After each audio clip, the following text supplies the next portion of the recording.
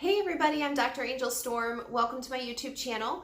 Today I want to talk to you about how the narcissist will use silence, your silence, not their silence, to keep you not only imprisoned in the situation that you're in, but to actually take more and more things from you. So I am a life coach. I do individual life coaching, and this is one of the most common things that my clients face. And I know all about it because I faced it my own self. You can go watch my testimony video. It's in the description of this video.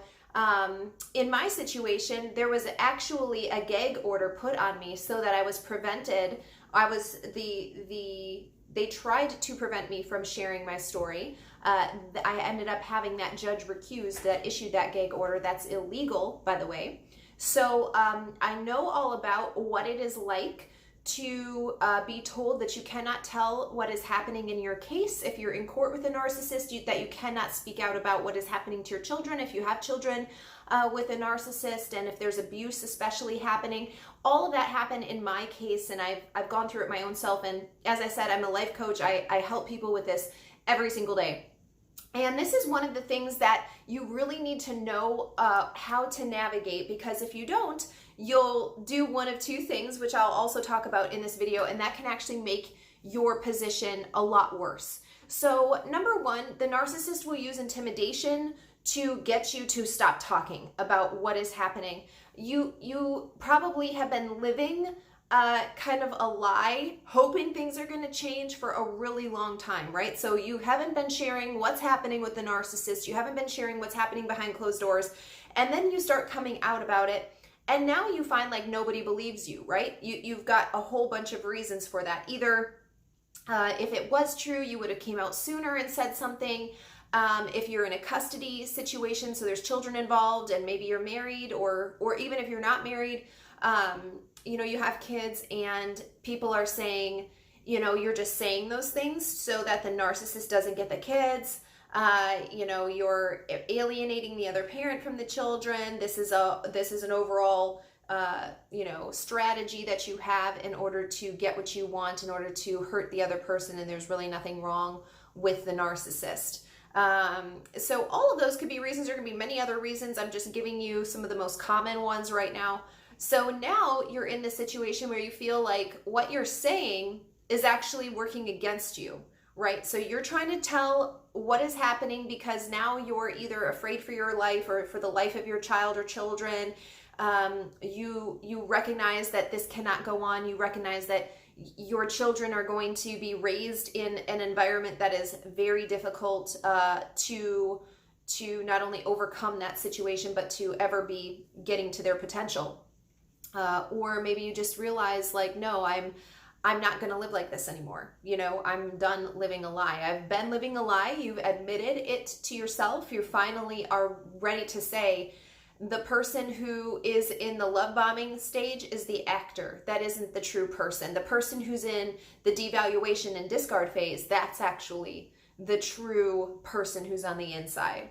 Right? Because a lot of times we want to see the narcissist as the person who they are in the love bombing phase. Oh, that's who they really are. I just need to do X, Y, and Z, and then they'll be that person all of the time. It's me. I can change them. I can love them out of that. We make a million excuses for that when really that's nothing but a nice way to manipulate the narcissist. We are trying to play the narcissist game on the narcissist, which never works. And so finally, once we have the realization like, hey, I can't change the narcissist, this is not going to change. I'm responsible for me and me alone. I alone can determine the outcome of this situation. You start telling people, you start wanting to leave, and now you're running into these roadblocks of when you tell your story, right? So first of all, recognize that this is common. The narcissist is going to use intimidation. The narcissist is going to use the manipulation, the lying, the power that they have in that situation. Again, two things I always want my clients to know. One, this is a spiritual battle. You either win or lose in the spirit. And number two, you have not because you've asked not. So those are the two things that I talk to my clients the most about, and I want you all to know that as well. So this is a spiritual issue first. If they have the spirit, if they have authority in the spirit, they're obviously going to be able to control what happens in the natural. And that's why it's so important that you recognize who you are, so you're attached to your identity and you know what you were created for. You know your purpose. You understand what you are doing in this exact situation that you're in this exact moment that you are in. So time and space that you are taking up right now, it's not an accident, and there's a reason for it. And if you don't understand all of those things, you're never going to have authority in the spirit. Okay, those are like the basic foundations of everything. So now you're telling your story, people are not believing you, and in fact you're receiving backlash because of it, right? Maybe social services doesn't believe you. Maybe your church leadership doesn't believe you. Maybe the court doesn't believe you. The guardian ad litem or the parenting coordinator or whoever is involved in your case is not listening to you. They don't believe you. They think that you are just saying those things so that you can get whatever you want, right? Which is full custody or the ability to relocate or whatever your situation is. They think that you're saying it just so you can get whatever it is that you want out of the situation. So what to do, right? What to do about this situation? And again, like I said, there's either two ways that people usually go, because they either shut down, so they just stop speaking out. They just go along with whatever the narcissist says. They think that they have no other defense. They think that, maybe even your own attorney doesn't believe you. If you're in a custody or divorce situation, so it's taking place in the legal arena, you might think that there is no other option. I just have to go along with whatever the narcissist says. So whatever they offer me is what I'm going to take, and that's just my lot in life. Or you go the other way, which is so option number one, you start shutting down. Option number two, you do more of what the narcissist says you're doing. The narcissist is saying you're crazy. The narcissist is saying you're manipulating the children. The narcissist is saying that you're lying, that you're making everything up, and he's getting, or she is getting, more and more people to believe what you are saying, what they are saying, right? And then you start doing more of those habits. So you start feeding into the narcissist. You start telling more people. You start alerting more people. You get louder. You get more pushy with your message. All of those things. So you go one of two ways, right? You either do more of exactly what they are saying, and so you play into the narcissist's hand because, if the narcissist was already making a case that you're crazy, that you are manipulative, that you're a liar, all of that kind of stuff, you start doing the behavior that falls in line with that narrative, or you just shut down. You just go along with whatever the narcissist says, and you just let them take whatever they want from you. Those are the two options I see the most often with my clients, okay? And it has to do with whatever you are, your personality is really what it has to do with as to which one you follow. There is a third option, okay? There is always a third option. You don't have to go down one of those roads. I want to share a quick story with you from the Bible. You can read about King Hezekiah. He is threatened by the king of Assyria, and he sends his messengers to King Hezekiah, and he says to them, the messengers say to him, hey, if you don't surrender in 3 days, we're going to come in here, we're going to kill everybody, we're going to take all of your stuff, we're going to destroy your city.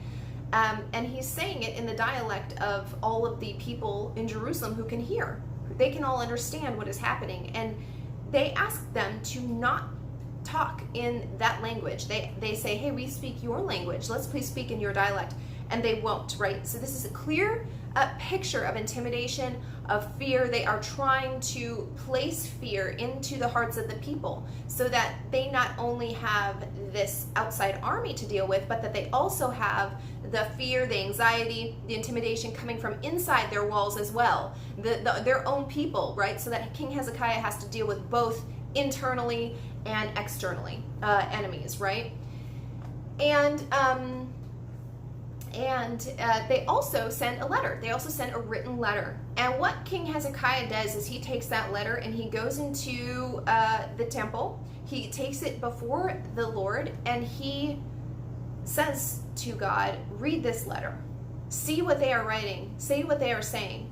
Hear what their words are. Look at this letter. This is what they have said. And he just brings it before the Lord. It says he falls on his face.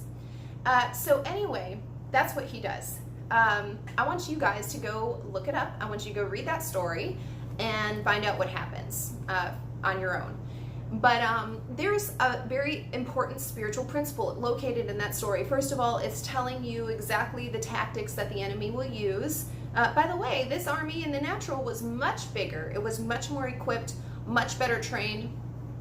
If you know anything about the Bible and the history of that time, the Israelites were not allowed to have armies that had chariots or horses. So they only had foot soldiers. And so they were already very under-equipped. And that was on purpose because the Lord wanted them to completely rely on his power and his movement in any type of natural battle that they would face, because the other armies would be bigger, they would be better equipped, they would be better trained, they would have more people, more technology and all of that kind of stuff, and the Israelites simply weren't allowed to have it. So already, it's set up for Hezekiah's side to lose before they started trying to intimidate the people who were closest to him, so that he would have more and more problems to deal with. He would be more isolated and things like that. So recognize that that is always the tactic of the enemy, and that is exactly what is happening here.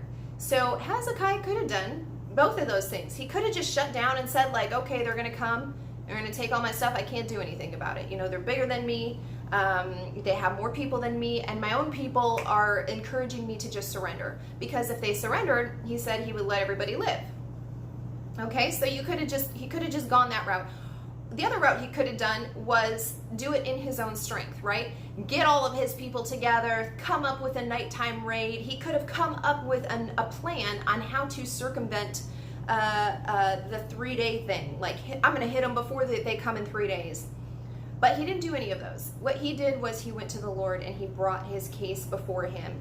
And he said, read the letter. He wanted God to judge for himself about what was happening here. And again, I mention this to you because this is always a spiritual battle. With a narcissist, it is always a spiritual battle, always.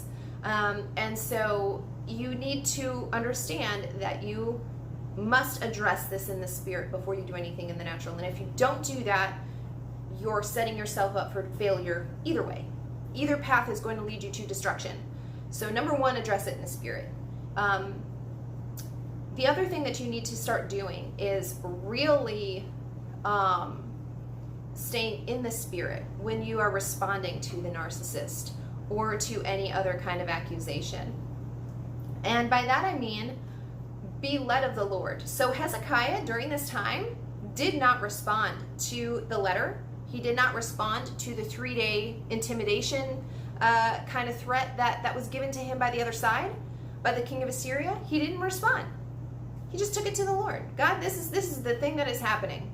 I want you to go read what ends up happening in this situation for your own self, as I said before. Because, again, there's spiritual principles that are located in that story. So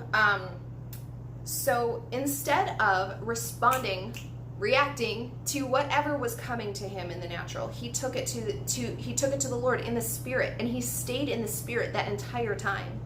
He didn't just go into the Lord, okay, I did my prayer, and now I'm coming out and I'm ready to respond to everybody because I did my prayer. That's oftentimes how people will react, how people will address or handle these situations, and that is not the way to do it. There's a lesson to be learned the entire time that you are dealing with the narcissist. There's something that you are supposed to be gaining authority-wise, influence-wise in the spirit. And if you don't get that authority and if you don't get that influence, you're going to lose no matter what you do. And so that's why you have to stay in the spirit. This is a very difficult thing to do. It requires discipline, and it requires constant dependence upon the Lord. But that is the only way out. That is not one of those two ways in the natural, which again, they only lead to destruction. They don't lead to life. They don't lead to abundant life. They don't lead to any type of resurrection, that can happen. And so the third way is the way through the spirit. So you have to stay in the spirit because everybody's situation is different, And you'll know whether or not you need to respond. So whether there's something that you need to do in the natural, or whether you just need to wait on the Lord those 3 days, right? Like King Hezekiah had to do. He, by the way, those guys didn't just come one time. They kept coming back all of the time, and they kept speaking in the language that everybody could understand. They're planting more and more and more and more seeds of fear, of intimidation into the Israelites who were there, who could hear what they were saying and threatening them with. So this was an ongoing thing. It wasn't like it just happened one time and then he was able to forget about it. This was going on all of the time. So you need to go read that story, because again, there's spiritual principles that you need to learn there.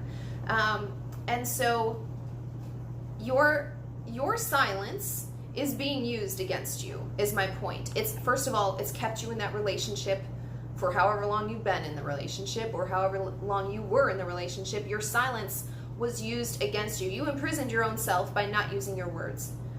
Number two, when you are speaking, you need to be aware of your authority by which you are speaking. And again, if you don't have that, if you are just trying to force your way into something, you are coming up against somebody with a lot more authority than you. Okay, and so your words aren't going to have the impact. They're not going to land the way that you are hoping that they will land. And that's because you haven't done the work in the Spirit first. So if it does require you to go to the authorities or social services or whatever the situation may be in your case, if you don't have the authority in the spirit world, that means the narcissist does. And that means that those people are going to be falling underneath whatever the narcissist is saying. Okay? The king of Assyria in this story that I've been telling you, he's going to have the authority over them. Those neutral parties, those third parties that are supposed to be neutral in your case, okay, they're the Israelites. They're the ones who can hear what the king of Assyria's messengers are saying, and they're getting intimidated. They're getting fearful. They're buying into the words of the narcissist, right? They're taking that side, like, hey, that's what we need to do. You're just doing that because you only want X, Y, and Z out of the situation. You're not actually telling the truth. I really hope you are learning something from this story, okay? Your silence is being used against you. You need to know when to use your words. If you haven't anchored your words in the Spirit before speaking them to people, to humans, then you didn't do it right. There's something that you didn't learn about how authority works. There's something that you haven't learned about how influence works. And that is what you need to learn in this situation before you go out and do any other kind of thing. So that's all I'm going to teach about in this video. I just really hope that you will spend some time and really pick apart, how does this story apply to me? How does this story, what spiritual principles can I start applying to my life, to my situation? What can I start gaining from this principle that was shared, and how do I start implementing it in my life? You're going to have results when you've started building in the Spirit first. The narcissist, whether they know it or not, are always partnering with the Spirit, okay? And if you don't understand that that is exactly what's happening, you're just going to continue to fight in the natural. Like, oh, I'm going to outmaneuver them. I'm going to outmanipulate them. I can be more crafty than them, but it never works. Why? Because you don't have the authority. You don't have the authority in the Spirit. And you're not as good at being a narcissist as the narcissist is, because they have help from the spirit realm. So anyway, okay, that is all I'm going to talk about in this video. I do hope that this has helped you guys. And if you find yourself in a situation where you are really being like, you're in a rock and a hard place, you know, you're finding yourself, those are the two options. I either capitulate to the demands of the narcissist, or I start reacting exactly how the narcissist hopes I react. That I start getting more and more anxious, that I start doing more and more things. That's going to work against you. Both ways are working against you. There's a third option. Please take what I'm saying seriously. I have helped dozens of people do this exact thing in their individual cases and win in the natural, their case. Please listen to what I am talking about. This is the most important thing that I can offer you. as a person, as a being on this planet. This is the most important thing that I can offer you, is to anchor yourself in the spirit, because if everything that you do will flow from that place. Why do you think the narcissist is so good at what they're doing? They are anchored in the spirit. They're just on the demonic side of it. You need to understand that. I pray over you. In fact, right now, I just pray that your eyes would be open, that your ears would be open, that you would see the things that have been hidden until now, that you would understand the mysteries of how the spirit realm works, that you would understand the depths of the love of Jesus that is waiting for you to tap into. There are depths of love that contain so much power that most people never unlock. They never experience that. How sad. Okay, you guys, I just pray that over you. I pray that this truly hits you, that it truly unlocks something that was holding you back in your case, in your life, in your relationships, in your mentality, all of that. I just really pray that this helps you understand truly what was happening. So you guys, blessings to you. If you haven't already, be sure to subscribe to my channel and turn on the little bell so that you're notified whenever I upload a new video to this channel.